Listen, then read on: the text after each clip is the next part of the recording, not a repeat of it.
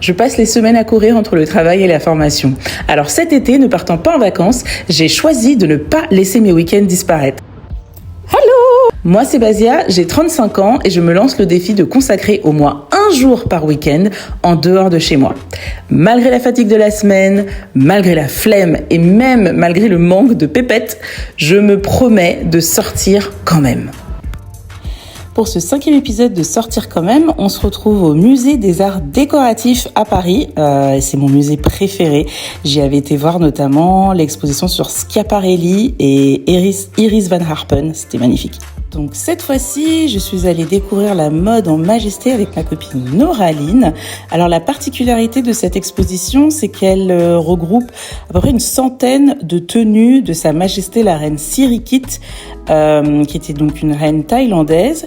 Il y a une relation particulière avec la France, puisque pendant plus de 30 ans, le créateur Pierre Balmain et Sa Majesté la Reine Sirikit ont co-créé et travaillé sur ces tenues. Donc là, en fait, il y a un florilège de tenues sublimes. Enfin, vraiment, l'association de l'art oriental avec l'art plus européen, c'est sublime. Cette tenue-là, incroyable, je vais la refaire un jour. Le travail de broderie, franchement, cette petite robe à pois là, c'est dingue. Vraiment, c'est sublime. Les photos ne rendent vraiment pas justice. Donc, si vous aimez la broderie, si vous aimez en apprendre un peu plus sur la culture, sur la couture plutôt, et la culture d'ailleurs, les deux vont ensemble, n'hésitez vraiment pas à y aller. L'expo est jusqu'au 1er novembre. Donc voilà, vraiment, c'est magnifique. Enfin, le travail d'orfèvre sur les tenues. Et donc ma copine Noraline, elle fait de la broderie, donc c'était un peu son Disneyland, on va dire, mais magnifique. Donc j'ai essayé de prendre un peu de tout et de vous montrer vraiment les détails, mais encore une fois, vraiment la vidéo rend vraiment pas justice. En réel, c'est bien plus beau.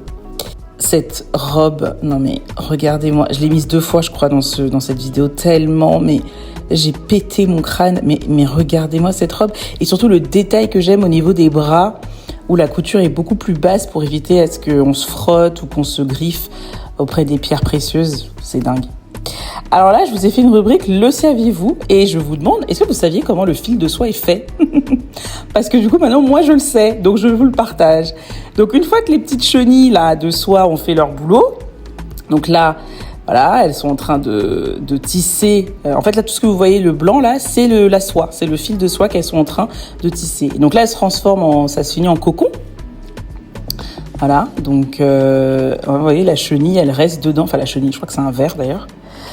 Et ensuite, ça va être récupéré par les femmes, les artisantes, voilà, qui vont récupérer donc tous ces petits cocons. Elles les font bouillir. Et je pense que c'est pour détendre la fibre pour pouvoir ensuite les tirer. C'est dingue. Est-ce que vous saviez que la soie était faite comme ça? Moi, j'étais comme une enfant. Et alors, le truc surtout que j'ai découvert, c'est que le fil de soie, à l'origine, il est jaune.